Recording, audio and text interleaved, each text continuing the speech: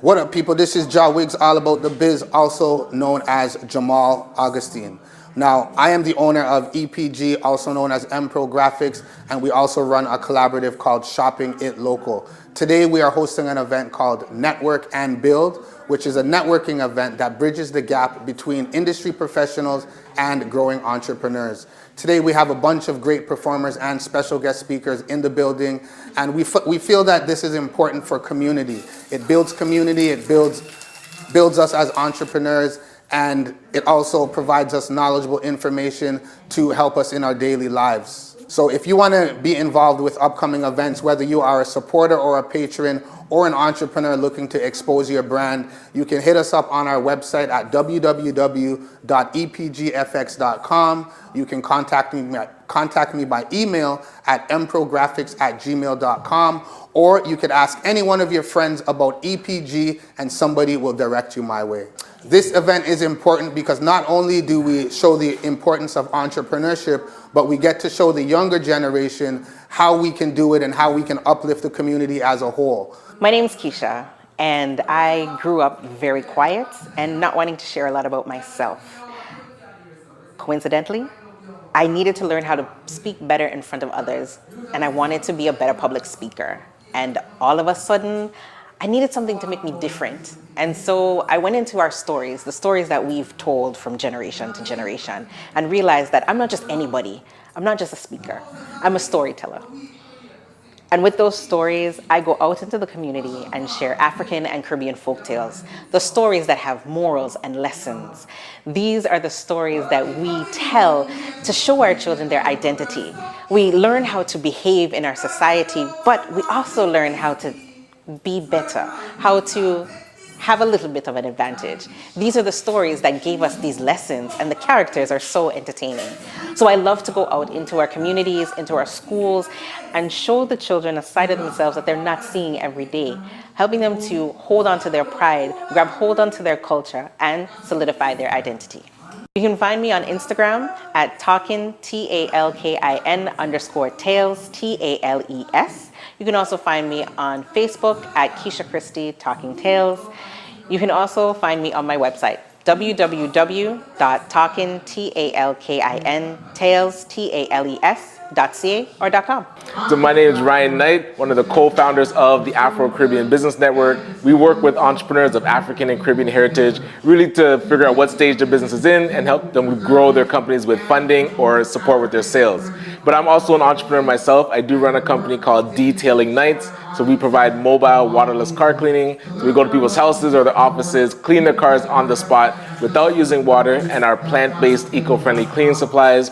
But I love coming to these events, especially with Network and Build. A shout out to EmProGraffix, because it's so important to talk about economic empowerment in our Black community and doing things around supporting those that are starting businesses, because ownership is so important. So that's why I really appreciate these events and always support as best I can. And one thing that I love about entrepreneurship, it's a tool that we can use to teach our young students how to start businesses and again have that ownership. And what I'm most proud of with our company is our youth entrepreneurship program. So being able to start a business and run a mini version of the Detailing Nights so that you get experience in what running a business is like, and now you're going to be able to put yourself ahead of your graduating class. And that catch-22 is usually you're coming out of college and you don't have experience, but to get a job you need experience. So you can actually pick up and start your own business and then get the experience you need, and those skills you can transfer to any career path that you go into. So a big thing that I want to leave behind is start a business at least once in your life. There's grants out there like Summer Company that you can get $3,000 to start a business while you're in school. So there's no excuse. There's a great support network for our youth to start businesses. So we want to make sure we get them that experience so that they're really battle tested for the world. Advocacy goes beyond borders, calling for a collective effort to uplift Black communities worldwide through education, economics, and of course unity.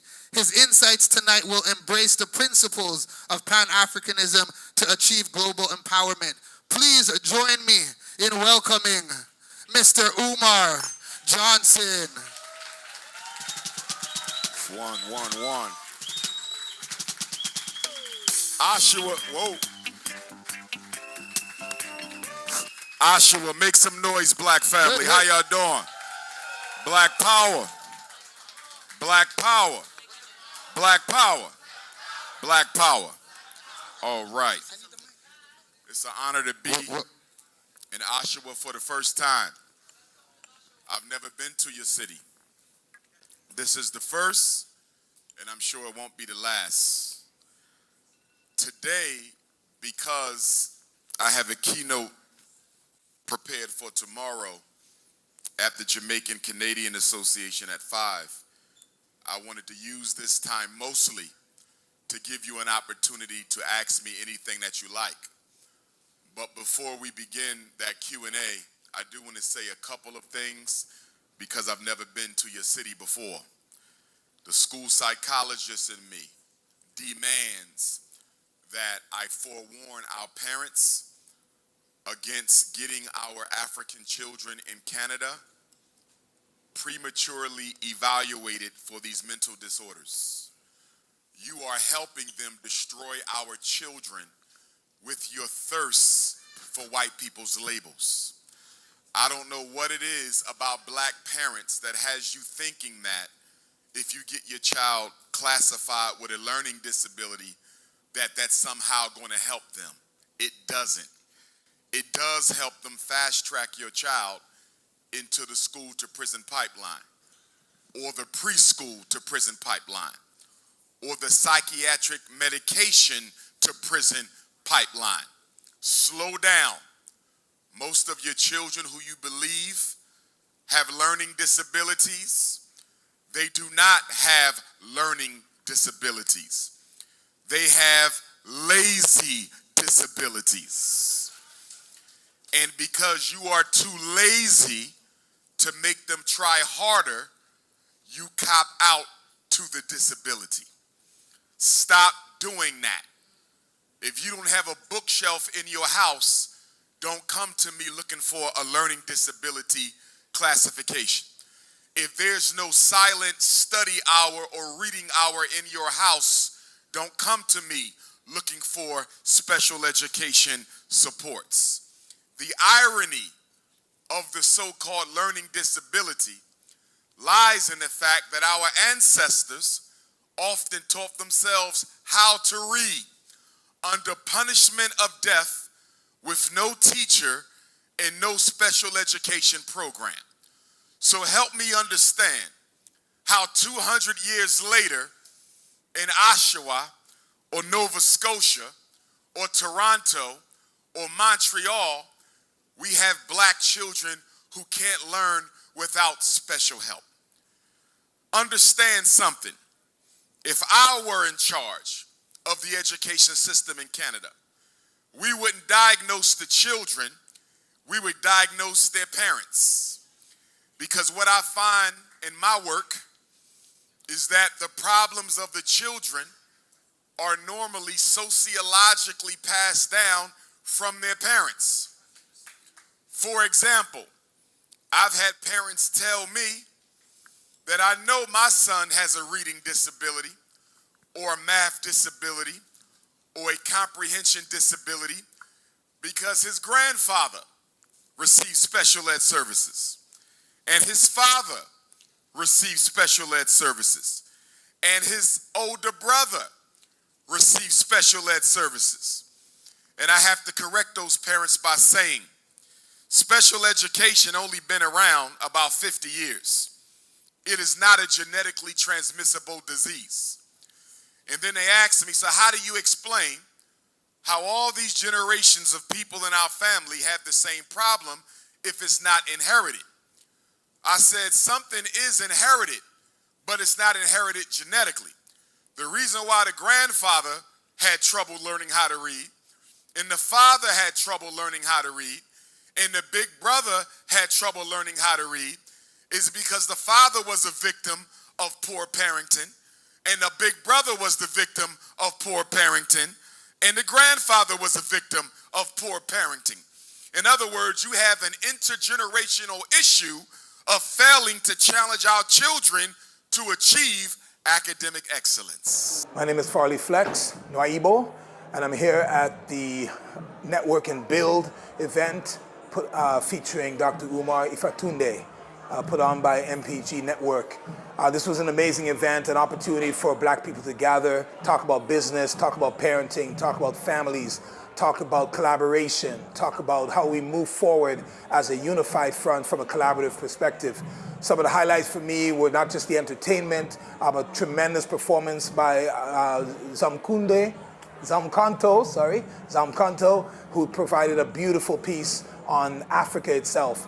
What we recognize is when we gather, we get a sense of who we are. Our cultural identity rises in terms of its the energy and the transference of energy from one person to the next. So for me, I had the opportunity to speak on stage and talk about the principles as I see them for solving many of the really, truly deeply rooted issues that black people face from the standpoint of the idea or ideology around having our own banks, having our own health care, having our own education, having our own grocery stores. These are things that will build autonomy and a sense of independence, as opposed to doing what I call living palms up. We would be living palms down, where we take and give of our own will.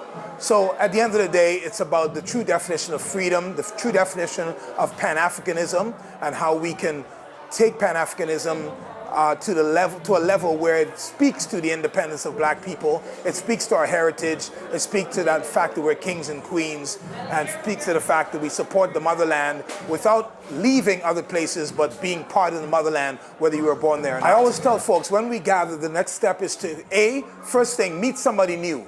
If you only hang with those you know, then you cannot grow, right? The important thing is to meet somebody new, recognize what they do, what you do, and where the synergies might exist.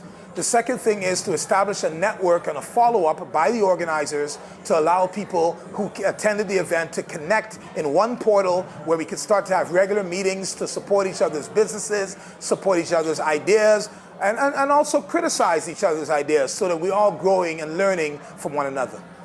So one of the things we understand is our representation in this city leaves a lot to be desired. We are underrepresented in terms of how we influence the school boards. We have to do better as parents and recognize that if we can't parent as an individual or even as a pair, we have to seek out those who have done a great job at it. We need to reinstate our elders into our culture. You know, one of the things that Dr. Umar mentioned was the fact that we need to establish an elders council. That's one of the things that's actually in the works between myself and Ryan Knight from Afro-Caribbean Business Network. We are not held accountable to anyone because we're moving as individuals, but when we move together, we'll recognize that our elders have the wisdom and the guidance and can offer the discipline. So for the city of Toronto, which is one of the greatest cities in the world, bar none, is so diverse, but we're still underrepresented in all the key aspects and overrepresented in some very detrimental aspects. Okay, incarceration, dropout rates, murder rates, suicide rates, teen pregnancy, substance abuse, just so many categories that we need to do better in. So what I want to see out of this particular gathering is our efforts to mitigate those realities and to really fortify the ones that we're already doing well. If I were to state what I want for the younger generation, I want them to connect with elders. I want them to recognize their power in their African identity. We're a lost people. There are many, many of our young people who are not connected to their cultural identity, and therefore they wander around with no sense of aim or direction. So we need to make sure that we're instating and reinstating in their souls to break the chains of intergenerational trauma that colonization and the transatlantic slave trade have caused. So when we hold them in our arms, as black men especially in their lives, whether you're their biological father or not, we have to hold on to each other, embrace each other, let our young people know that when they fall, there's somebody there to catch them. And we got to help our sisters, who are 73% of our homes are women only, right? Single mother homes. They need the support from black men and from other sisters who have the support, the time, the resources to ensure that no child falls between the cracks. When we talk about building an army from a socioeconomic standpoint, from a family infrastructure standpoint, the one thing I really believe we need to do, which is what we at Urban Res do, is work with brothers and sisters who are incarcerated and over-incarcerated based on racism, based on systemic racism, based on not enough acknowledgement of their social history. So what has to happen is we have to reintegrate these brothers and sisters into society to become contributing members of their society and contributing members of their home. right? Their home where they live, the community that they participate in, and make sure that they're representative of from a qualitative standpoint of what a true African adult is meant to be. One is a dying, my people are crying, we are living in the love of the Father, living in the house of the Almighty, yeah, living in the love of the Father, living in the house of the Almighty, yeah. Whoa, whoa, whoa, whoa, whoa.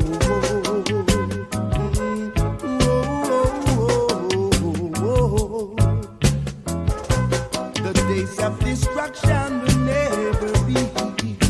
Oh no,